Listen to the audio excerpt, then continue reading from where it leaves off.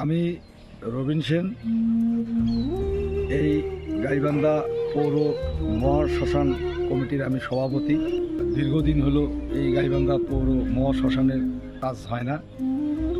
আমরা এই শ্মশানে আসি, আমরা দেখে আমাদের আসলেই খুব খারাপ লাগে যে গাইবান্ধায় এত বড় বড় বিত্তবান হিন্দু সম্প্রদায়ের লোকজন থাকার পরেও একটা পৌর মহাশ্মশানের এই অবহেলিত অবস্থায় তারাও কিন্তু লাশ এখানেই দাহ করতে আসে। কি গরিব মানুষ কি বড় লোক কি সবাই আসে এখানে দাহ করতে, এবং তারা দেখার পরও তাদের কোনো সেরকম কোনো পদক্ষেপ চোখে পড়ে নেই। তারপর আমরা মোটামুটি প্রত্যেক পাড়া থেকে 9টা ওয়ার্ড যে আছে 9টা ওয়ার্ডের প্রত্যেকটি পাড়া থেকে যারা মোটামুটি সম্মানিত ব্যক্তি আছেন, বিভিন্ন ব্যবসায়ী মহল আছেন, সবার সঙ্গে আলাপ আলোচনা করে আমরা একটা সিদ্ধান্ত নিই, আমরা একটা পৌর শ্মশান কমিটি করব। সিদ্ধান্ত নেই যে আমরা নিজেরাই আমাদের নিজেদের উদ্যোগে বিভিন্ন খান থেকে ফান্ড কালেক্ট করে আমরা কাজ শুরু করব।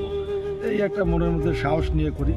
আসলেই নদীর উপরে এই শ্মশানটা হয়, এখানে ব্যয়ভারটা যদি 10 টাকা হয় সেখানে 30 টাকা।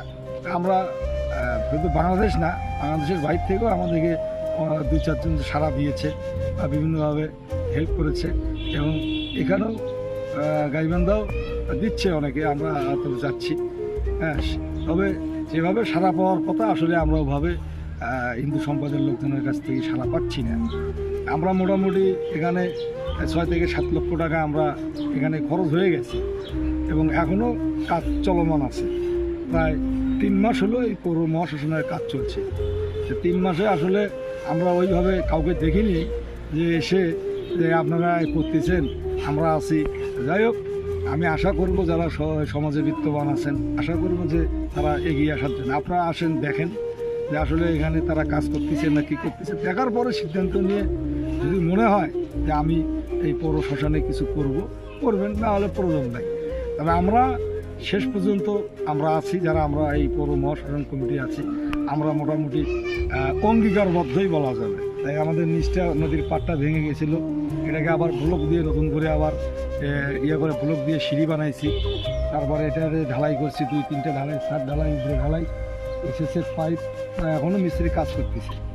আসলে আমাদের একটু ধারণা কম ছিল। আসলে যখন কাজ করতে এসে দেখলাম যে নদীর উপরে, এই কারণে এখানে ব্যয়ভারটা অনেক বেশি আর কি দেয়। আর এখানে যে পোড়া দেয়, আসলে তাদের ভেতরে এখন বিবেক বুদ্ধি কতখানি সৃষ্টিকর্তা দিয়েছে আমি বলতে পারবো না।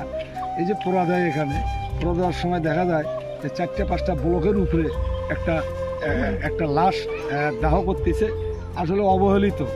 আমার তো মনে হয় যে একটা নিম্ন শ্রেণীর যে লোক আছে, নিম্ন শ্রেণীর, তারও যে অবস্থা, শহরে যে বিত্তবান যারা আছে তাদেরও এই একই অবস্থা। আমি মনে করি যে বিত্তবানদের এগিয়ে আসতে হবে, আসলেই এখানে ভালো কিছু একটা সম্ভব। তবে হ্যাঁ, শ্মশানে অনেক কাজ, এই মাটি ভরাট করেছি আমরা, এখানে প্রাচীর হবে, শিব মন্দির হবে, ওই পাশে মাটি ভরাট করতে হবে, আরও এখানে অনেক কাজ আছে। হ্যাঁ, কাজ চলছে।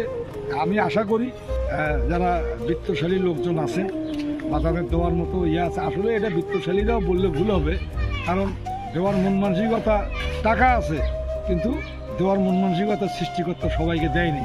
আমি দেখেছি অনেক যাদের দেওয়ার মতো অ্যাবিলিটি নাই, তারাও এসে এখানে দিয়েছে। হ্যাঁ, অনেক বিত্তবান আছে, তারাই একটু যে ভুলকি দিয়ে দেখবে। হ্যাঁ, তারপরও কিছু কিছু বিত্তবান লোক আছে, তো আমরা জানি যে রাতের আধারে আসি, দেখে যে আসলে ওরা কী করতেছে। রাতের আধারে আসার দরকার নেই, দিনের বেলায় আসি, দেখেন যে এখানে কি হচ্ছে।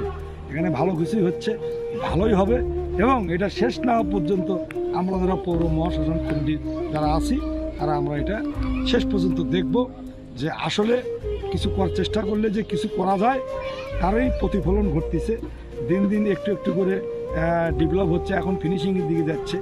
এখানে অনেক কাজ বাকি আছে। আমি আশা করি সবাইকে এগিয়ে আসার জন্য আহ্বান জানাই।